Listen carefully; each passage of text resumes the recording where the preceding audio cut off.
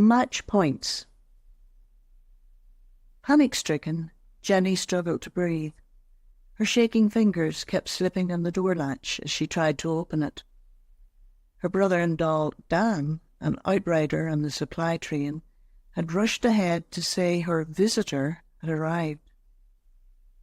She was about to meet him. He was standing on the other side of her front door. When she'd applied for the Matchmaker program 4 years ago, she'd longed for this moment. Now here, it felt overwhelming. All the time spent waiting seemed to collapse in on itself, implode in her chest. First there had been the years in her teens and early 20s, scanning the male population of New Asgarth. The limited number of suitable single men in her age bracket had led to disappointment. And then came the Matchmaker program. Months of endless tests to prove that, as far as the medics could say, she was fertile, could birth a healthy child. Precious time crawled past as she scanned the returns from each supply train when it arrived, to see if the program had found her a partner in another dome. Then she'd spent days, weeks even, reading the description of her designated match, with its accompanying references. 5 were supplied for every candidate in the program: a medical report, a report from an employer, and 3 references written by family or friends about the candidate as they knew them, describing their character, habits, likes and dislikes, physical appearance, and general personality. If possible, a sketch would be included.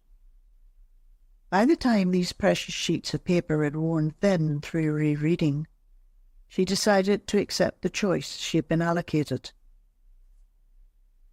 In truth, it was a simple decision, as he seemed suitable on paper. The councils of their respective domes had agreed if the choice was confirmed, he would come to her. A medic, she was too valuable for her dome to lose, whereas his job as a builder was not dome-specific. If relocated, he would be a useful asset to New Asgarth, where she could not be spared. He would spend the initial 6-month probationary period living with her here. At the end of that period, if they both agreed, they would be wed and start trying to conceive a baby. Many times over the last 4 years, she'd felt if she heard the phrase ticking biological clock once more, she would scream until she was hoarse. It was not her fault there were too few suitable men in New Asgarth. Nor was it her fault the urge to conceive grew stronger with each moon's cycle. Lack of eligible mates was an issue in all the domes, some with more men than women, others with the reverse situation. The Matchmaker program had been created to rectify the situation. It relocated eligible singles to those domes where they could best, as part of a committed couple, provide a stable upbringing for a healthy baby. For the human race to continue, there needed to be a viable birth rate, especially in any areas which projected tenable food supplies. The devastating losses caused by the war had charged those in the Fourth World with a powerful desire to create and nurture new life, aware as they now were that the future of humanity could be so easily jeopardized. The program had later been adjusted. Its original focus had been solely to bring together potential parents, thus increasing the birth rate and humanity's chance of survival. But what of the gay community, initially excluded from this initiative? As the necessity and success of the guardianship program became more obvious, it was acknowledged that a same-sex couple might provide just as nourishing and protective a home for a growing orphan. Furthermore, single individuals who were unhappy with their relationship situation did not make for fully productive workers. So, although the increase in the numbers of applicants in any individual home was not high, the Matchmaker program had been extended to include all who wished to apply to it.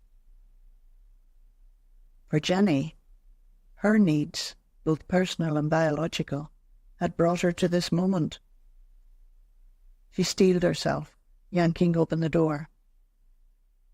There he was, hand rising to knock again.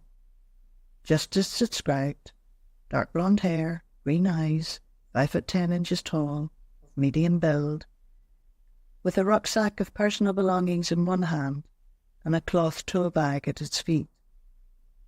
They stared, each as nervous as the other. "Steve, please come in." Stammering out the words, she turned to walk back into her studio, feeling too awkward to look at his face any more. Behind her, she heard him enter, closed the door. Forcing herself to turn round, she faced the consequences of all her choices of the past 4 years. They both started to speak together.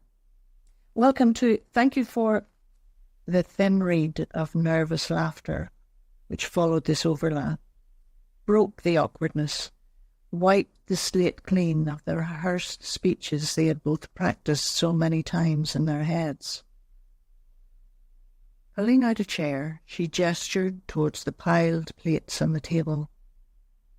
Over recent months she had squirreled away extra ration points, which had been used only when she'd heard that the supply train on which she was travelling had been sighted a day's ride out from the dome.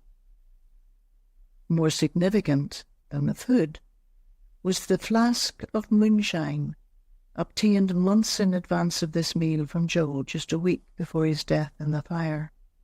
The food loosened their throats, calmed their stomachs, but the moonshine loosened their tongues and eased their psyches. The meal's end saw the first gentle taking of the other's hand.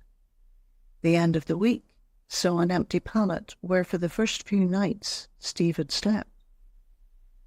The 6 months probationary period ended with a small but joyous civil marriage. The following year saw the arrival of James Edward, named after their late fathers. Just another birth statistic for the matchmaker program, but for Jenny and Steve he was the perfect outcome of their life choices.